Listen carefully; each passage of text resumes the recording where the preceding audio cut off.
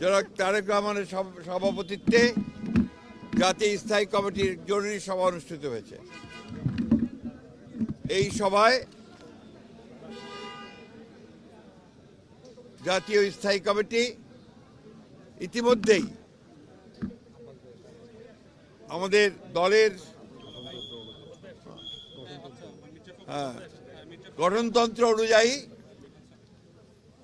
দলের ভারপ্রাপ্ত চেয়ারম্যান জনাব তারেক রহমান চেয়ারম্যানের দায়িত্ব গ্রহণ করায় সন্তোষ প্রকাশ করেছে আলহামদুলিল্লাহ এবং চেয়ারম্যান দল পরিচালনার ক্ষেত্রে যেন সফল হতে পারেন সেই জন্য সবাই দোয়া করেছে।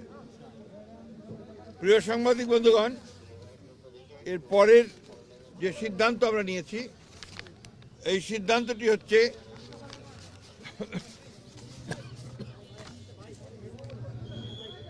নির্বাচন কমিশনের অনুরোধে বাংলাদেশ জাতীয়তাবাদী দলের চেয়ারম্যান জনাব তারেক রহমান আগামী 11 জানুয়ারি 2026 থেকে জাতীয় নেতা মৌলানা আব্দুল হামিদ খান ভাসানী ও 2024 ছাত্রগণ অভ্যুত্থানে শহীদ আবু সাইদ সহ অন্যান্য শহীদদের প্রতি শ্রদ্ধা জানানোর জন্য তাদের কবর জিয়ারত এবং কিছু পারিবারিক দায়িত্ব পালনের জন্য দেশের উত্তরাঞ্চলের কয়েকটি জেলা সফর করবেন বলে সিদ্ধান্ত নেওয়া হয়েছিল। এ ব্যাপারে নির্বাচন কমিশনের অনুরোধে বাংলাদেশ জাতীয়তাবাদী দলের চেয়ারম্যানের এই সফর স্থগিত ঘোষণা করা হয়েছে। আমরা যে আমাদের স্বেচ্ছাসেবক দলের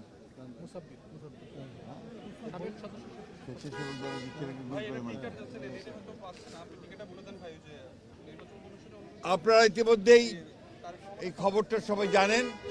প্লিজ ভাই প্লিজ, আপনারা সবাই এই খবরটা খুব ভালো করে জানেন যে দেশের যে নির্বাচন আগামী ফেব্রুয়ারি মাসের 12 থেকে অনুষ্ঠিত হতে যাচ্ছে, সেই নির্বাচনকে বিভিন্নভাবে প্রশ্নবিদ্ধ করার জন্য, বানচাল করার জন্য একটা মহল বিভিন্নভাবে চক্রান্ত করছে। তারা ইতিমধ্যেই আপনি জানেন যে উসমান হাদিকে গুলি করে হত্যা করা হয়েছে। একইভাবে বিভিন্ন জায়গায় রাজনৈতিক দলের নেতৃবৃন্দকে, বিশেষ করে বিএনপির অনেক কয়েকজন নেতৃবৃন্দকে গুলি করা হয়েছে এবং তারা শহীদ হয়েছেন। এবং গত কয়েকদিন আগে স্বেচ্ছাসেবক দলের সাবেক সদস্য সচিব দক্ষিণে না উত্তরের সদস্য সচিব, সাবেক সদস্য সচিব মুসাব্বিরকে গুলি করে হত্যা করা হয়েছে।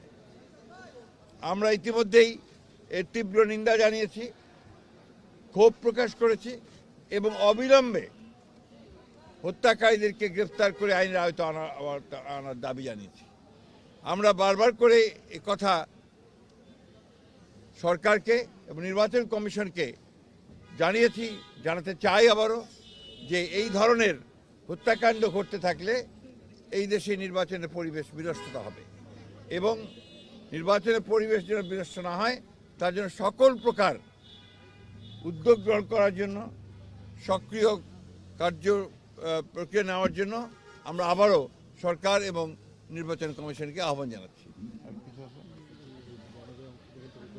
আর ইতিমধ্যে আপনারা সবাই জানেন যে আমাদের গণতন্ত্রের মাতা,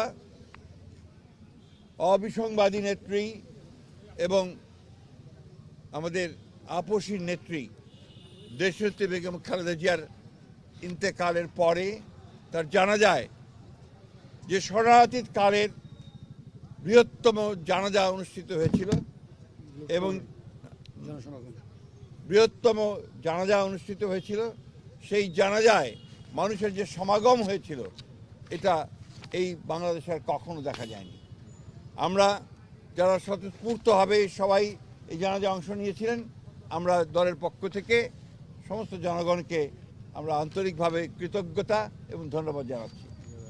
এবং আইন শৃঙ্খলা পরিস্থিতি রক্ষা করবার জন্য সেনাবাহিনীর সদস্যরা, সেনাবাহিনীর তিন বাহিনীর প্রধান এবং সরকার যে উদ্যোগ নিয়েছে, সে পুলিশ, র্যাব, বিজেপি যারা সহযোগিতা করেছেন তাদের সকলকে আমরা আন্তরিকভাবে ধন্যবাদ এবং কৃতজ্ঞতা জানাচ্ছি।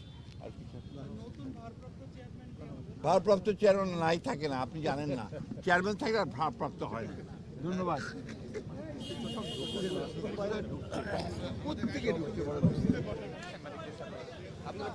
রৌনক, যেমনটা শুনছিলেন দলের মহাসচিব মির্জা জি।